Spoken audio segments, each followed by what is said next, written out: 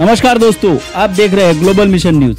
बल्लारपुर तालुका के नांदगांव पोड़े गांव से भिकुंड की ओर जाने वाला मुख्य खेत मार्ग इन दिनों चर्चा में है, लेकिन किसी उपलब्धि के कारण नहीं बल्कि 60 लाख रुपए की लागत से बना यह मार्ग आज किसानों के लिए एक बड़ी मुसीबत बन गया है। स्थानीय किसानों का आरोप है कि इस सड़क निर्माण में भारी अनियमितताएं की गई है। निर्माण में घटिया सामग्री का इस्तेमाल हुआ है, सीमेंट पाइप सही ढंग से नहीं लगाई गई है और नाले की निकासी व्यवस्था अधूरी छोड़ दी गई है, जिसका नतीजा यह हुआ है कि बारिश या सीवरेज का पानी सीधे खेतों में जा रहा है, जिससे फसलें बर्बाद हो रही है और किसानों को अपने खेतों तक जाने में अड़चनों का सामना करना पड़ रहा है। स्थिति इतनी गंभीर है कि बीज, खाद और खेत से जुड़ा सारा सामान किसान आज भी सिर पर ढोकर पैदल चलकर खेतों में जाने के लिए मजबूर है। ग्रामीणों ने अब जिला परिषद के मुख्य कार्यकारी अधिकारी और बल्लारपुर तहसीलदार से लिखित मांग की है कि इस घटिया कार्य की जांच की जाए और दोषी ठेकेदार का लाइसेंस रद्द किया जाए। वही नई सड़क का गुणवत्ता पूर्वक निर्माण कराया जाए। स्वराज्य शेतकरी संगठन के संस्थापक अध्यक्ष सूर्या अडबाले ने चेतावनी दी है कि यदि जल्द कार्रवाई नहीं की गई तो गांव के किसानों को आंदोलन करने के लिए मजबूर होना पड़ेगा।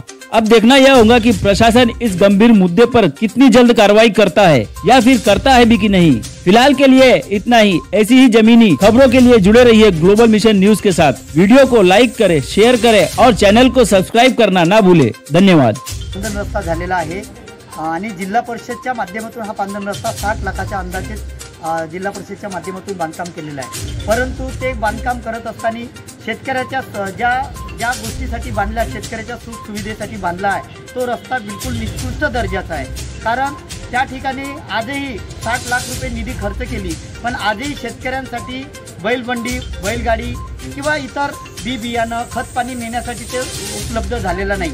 कारण मधामध्ये गड्डे आहे, रेल्वेचा जो पुल आहे त्याच्यामध्ये सुद्धा त्यांनी फक्त पाईपलाईन टाकलेले आहे आणि मुरुम जे गिट्टी टाकली आहे ते सुद्धा त्या ठिकाणी बरोबर टाकलेली नाही आणि शेतकऱ्यांना नाहक त्रास होत आहे। आता पावसाळा नुकताच चालू होणार आहे आणि पावसाळ्यामध्ये हंगामामध्ये शेतकऱ्यांना शेती करण्यासाठी खूप त्रास होणार आहे आणि आताही सुद्धा होत आहे। यासाठी आम्ही कलेक्टर साहेबांना निवेदन देण्यात आलं। आता आमचे शिष्टमंडळ घेऊन आलो आणि निवेदन दिले आणि त्यांना सांगितलं की या ठेकेदारावरती कठोर कारवाई करा, चौकशी करा आणि कठोर कारवाई करा आणि रोड जोपर्यंत बरोबर होत नाही तोपर्यंत आम्ही शांत बसणार नाही आणि जर 15 दिवसामध्ये रोडचं काम बरोबर झालं नाही तर आम्ही स्वराज्य शेतकरी संघटनेच्या वतीने सर्व गावकऱ्याला घेऊन या ठिकाणी तीव्र आंदोलन करू असा इशारा सुद्धा देण्यात आला। नांदगाव पुढे येथील पांढरा रस्त्याची समस्या जी होती, जे मागच्या वर्षी रोड कच्चा रोड म्हणजे शेतात जाणारा रोड तयार झालेला होता, तो नांदगावपासून तर रेल्वे पुलापर्यंत थोडंसं बरं झालेलं आहे। त्याच्या पलीकडे जे याच्यामध्ये सातबानकडे जाणारा जो रोड आहे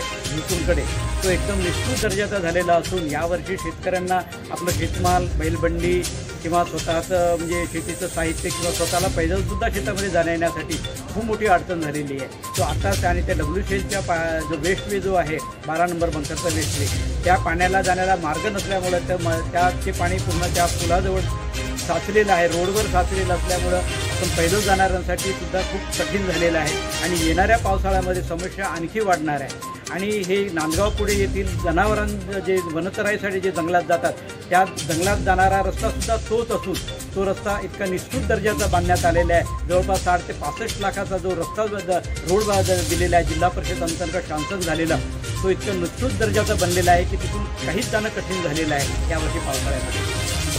कलेक्टरकडून आपल्याला हीच मागणी आहे की साहेबांनी त्या विषयाकडे जातीने लक्ष द्यावं, लक्ष देऊन तो रोड जो कसा झालेला आहे त्याची चौकशी केल्यानंतर ते दुरुस्त करून देण्यात यावं आणि येणाऱ्या या 10-15 दिवसामध्ये जो पाऊस येईल ते पावसाळ्यात होणारी समस्या ही दूर करण्यास जिल्हाधिकारी साहेबांनी पुरेपूर सहकार्य करावं।